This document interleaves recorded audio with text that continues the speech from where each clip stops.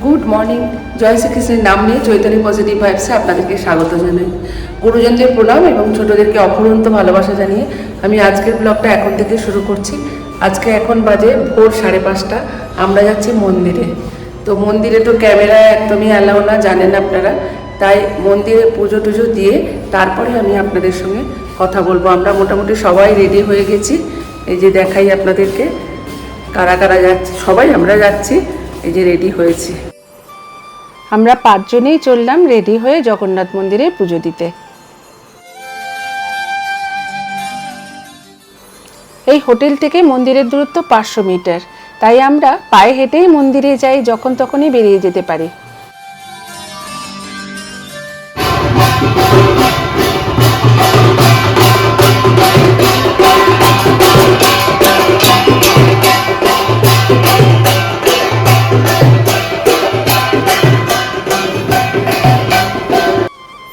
জগন্নাথ দেবের এই মন্দিরকে ঘিরে কত রকম যে রিচুয়ালস আছে যে না দেখলে বিশ্বাস করা যাবে না।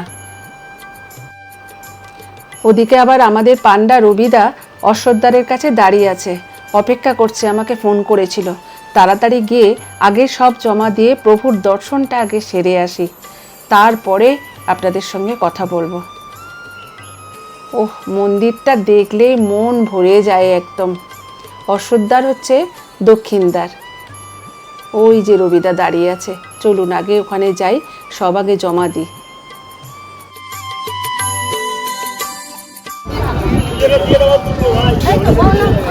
জয় জগন্নাথ।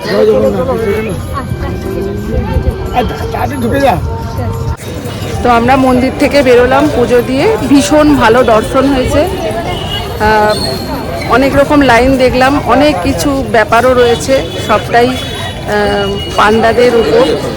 তো এই যে আমি হরি পূজা ধূপকাঠি কিনেছি, এবার আমরা হোটেলে ফিরবো।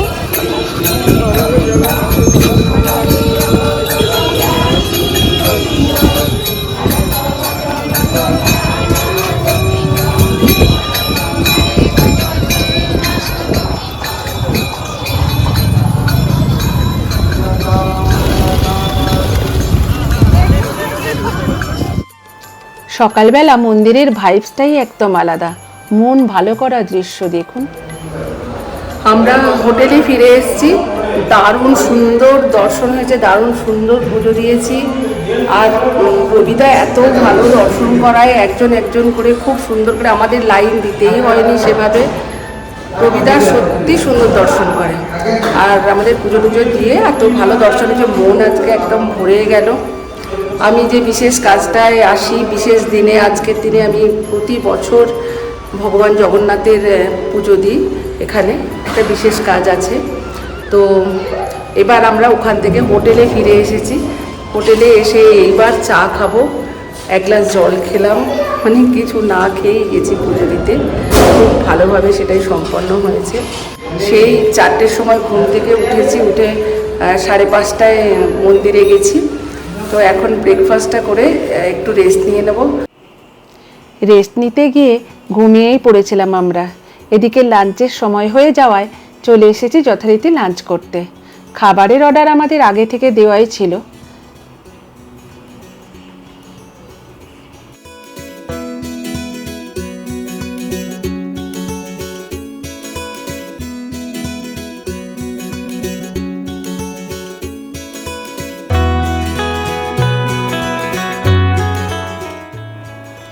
দারুণ দারুণ সব স্বাদের রান্না খেতে খেতে আমরা খাবার টেবিলেই ঠিক করলাম যে খেয়ে দিয়ে আমরা যাব ডাব খেতে।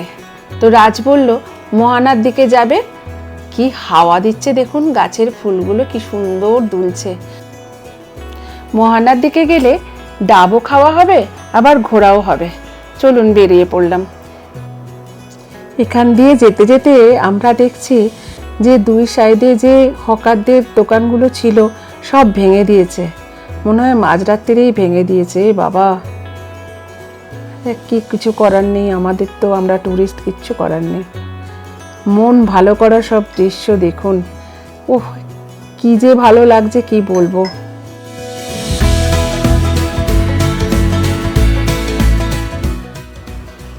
সময় বলছে দুপুর 3:30 থেকে বিকাল 4:45, তাই সূর্যদেবও পশ্চিম দিকে রওনা দিতে শুরু করেছে।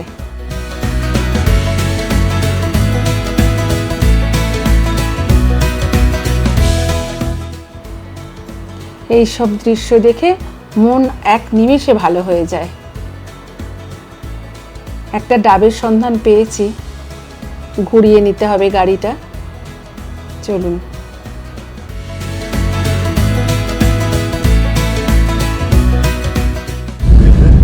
না না, এই যে লেখা আছে এখানে প্রজাপতি ব্রহ্মকুমারীর জমি। ইসকনও তো শুনেছি এখানে বড় মন্দির ইসকন করছে। এখানটা জমি আছে। হ্যাঁ, এখানে বড় মন্দির করছে। এখন মহানার এটা নিয়ে রাস্তাই করে দিয়েছে। আগে 250 টাকা না 150 টাকা দিয়ে অটোয় করে আসতে হতো। ডাবের সন্ধানে ঘুরতে ঘুরতে পেয়ে গেলাম একটা ডাবের জায়গা। আর এগুলো কত? मेरा मलाई वाला कोई भी 50 रुपया। হ্যাঁ, ওইটাই দাও।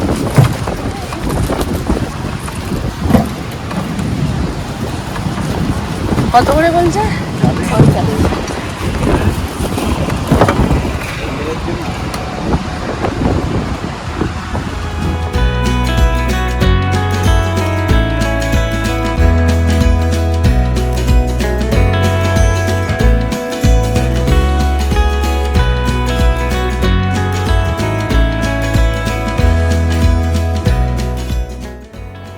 এই মন জুড়ানো হাওয়া, সাথে ডাব, ও তারপর সেই ডাবের মালাইটা খাওয়ার জন্যই পুরীতে আমি ডাব খাই।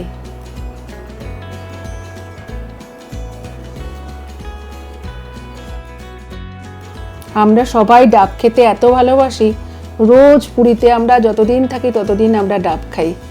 আমার ভীষণ প্রিয়। আর সাথে এই যে দিচ্ছে, এই যে এই মালাইটা, এটা যে কি ফেভারিট কি বলবো।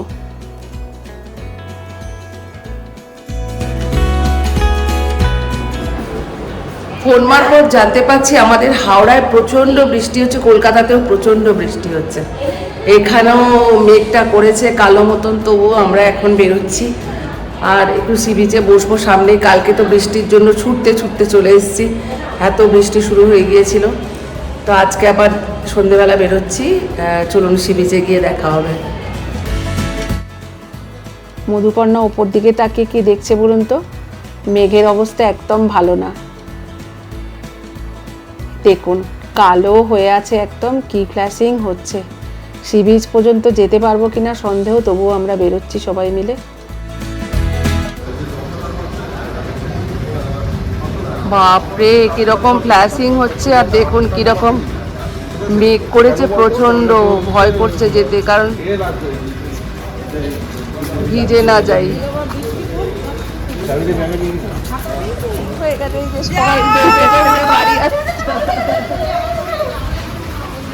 বৃষ্টি শুরু হয়ে গেছে জোরসে। বাবা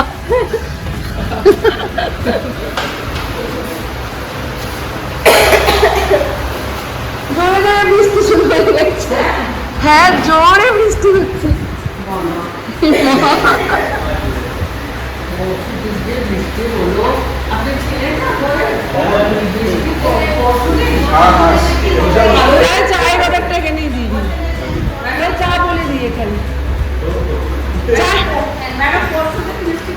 আরে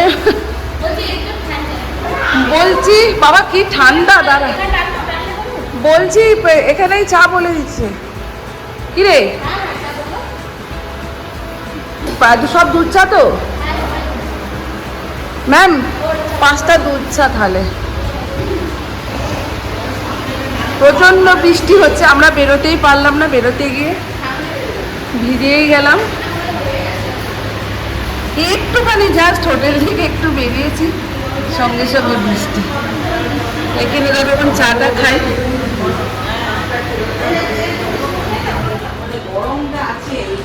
এই যে সবাই আবার রুমে ফেরত এসছি। চাগুলো অর্ডার দেওয়া হয়েছে, চাটা বলে দেওয়া হলো যে রুমে দিয়ে যেতে। একটু পকোড়া টকোড়াও দেখি কি নেয় সবাই মিলে, তাহলে বসে গল্প করি, আড্ডা মারি। আর কি করার, এখানে এই ঘরে টিভি দেখুন। হ্যাঁ, চলুন আমাদের টিভি চলছে না আমার বেয়ান দেখুন, ঝড় উঠবে তার চুল উড়ে যাবে বলে কত ক্লিপ এঁটেছে মাথায়,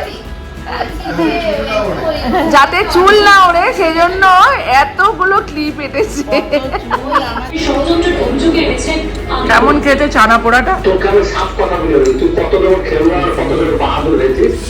হ্যাঁ দাদা, সুন্দর করেছে। দারুণ খেতে, অরিজিনাল ছানা পোড়া, অসাধারণ খেতে। চলুন টিভি দেখতে দেখতে ডিনারের সাথে এই পুরীর বিখ্যাত ছানা পোড়া খেতে খেতে ব্লগটা এখানেই শেষ করলাম। যারা যারা আমার চ্যানেলটি সাবস্ক্রাইব করনি তারা দয়া করে চ্যানেলটি সাবস্ক্রাইব করে আমার পাশে থেকো, আর পাশে দেওয়া বেল আইকনটা অবশ্যই ক্লিক করে দিও, যাতে আমি যখনই কোনো ভিডিও আপলোড করব সবার আগে নোটিফিকেশন পৌঁছে যাবে তোমাদের কাছে। দেখা হচ্ছে পরের ব্লগে, ততক্ষণে তোমরা ভালো থেকো, সুস্থ থেকো, সাবধানে থেকো এবং সঙ্গে রেখো চৈতালি পজিটিভ ভাইবসকে।